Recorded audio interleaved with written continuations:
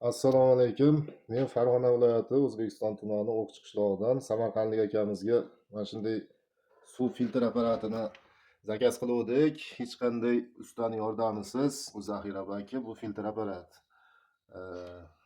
O'zimiz o'rnatdik. Shu darsliklar bor ekan, o'rnatish bo'yicha shularni ko'rib telefonda. Hozir mana ikki xil suv sifatini o'lchaydigan apparat jo'natib yuborishibdi. Shuni ko'rsatib beramiz. Mana bu suv filtrdan o'tgan suv o'lchayapmiz. 0 dan turibdi. 006 chiqaryapti. Pastdagisi gradus ekaniga e'tibor bermaysizlar. 007 bo'ldi.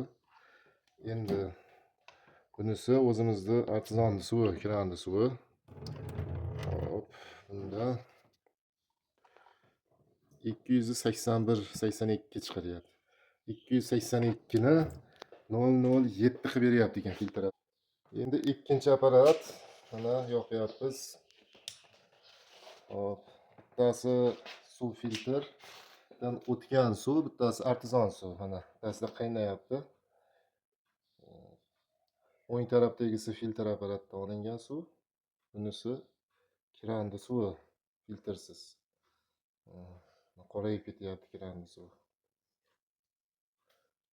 Shu yaxshi, sifati zo'r, yumshoq qilib berar ekan suvni.